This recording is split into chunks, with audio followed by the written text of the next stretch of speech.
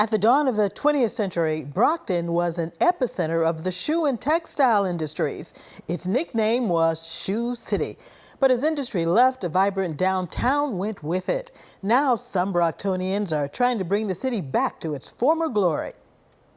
I took a chance on Brockton almost 40 years ago. My husband and I bought our first house here, and that's when I fell in love with the city. Cynthia Pendergast is the Brockton Program Director at NeighborWorks Housing Solutions.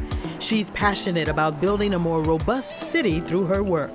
We help to stabilize communities by stabilizing its residents through counseling, through creating housing, through providing services. There's so much opportunity downtown with the buildings that have been sitting vacant for many years, and so starting to see them as new possibilities for creating more housing has been an amazing thing. Sycamore on Main, a building named for its proximity to the Liberty Tree, a stop on the Underground Railroad, is not only a housing solution, but an example of the organization's investment in small businesses. Brockton Beer was founded in 2018 by 5 families, connected by their children and weekly game nights. NeighborWorks has been a great partner with us when we were looking at spaces, looking for funding, looking for connections. You know, they were at the front of the line helping us secure all of those.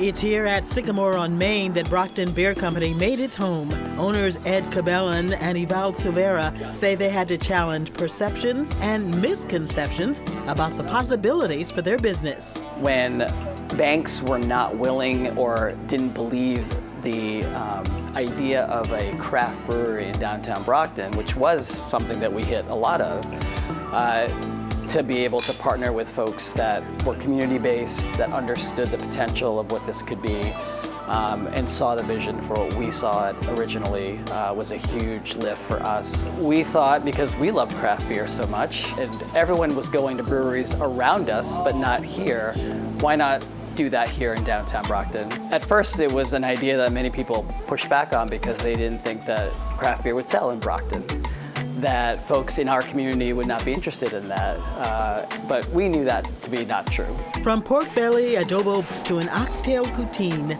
the menu reflects the diversity of the ownership and staff.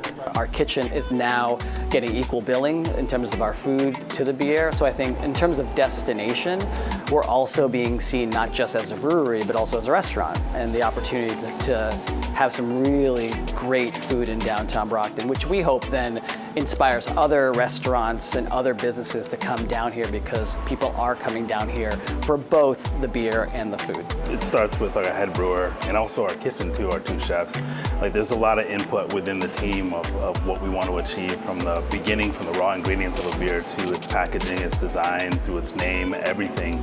And again, it is a reflection of the community. A lot of the beers that we have either on tap or the beers that we distribute have some form of connection back to Brockton or us as ownership, or things that we're excited about. NeighborWorks CEO Robert Corley also hopes that other businesses take the leap now that they've seen what Brockton Beer has been able to accomplish. Gateway city like Brockton that is experiencing a renaissance. We want more people in the downtown. We want people to live, work, and play in the downtown. And we feel like we're a part of that, a small part of it, but an important part. And Brockton Beer Company will celebrate their 2-year taproom anniversary with a party, kicking off their Culture on Tap Summer Beer Garden series on Thursday, June 27th at 4 p.m. And they'll also host Glove is Love, an outdoor beer garden pride event on June 29th, featuring live music from queer singer and songwriter Jess Martin. Brockton is paying tribute to another local boxing legend. A new statue now stands in the new marvelous Marvin Hagler Park. Hagler was a middleweight boxing champion, compiling a record of 62 wins and just 3 losses, winning 52 fights by knockout, including 12 title defenses. He held the middleweight title for 7 years, from 1980 to 1987, and was one of the most recognizable sports stars in the world throughout the 1980s. During last month's unveiling, Brockton Mayor Robert Sullivan called Hagler a, quote, a global boxing icon who embodied all the best attributes of the city, including toughness, perseverance, community, and dedication, unquote. He went on to say the statue will stand as an inspirational symbol of Hagler's spirit and drive to be the best that he could be.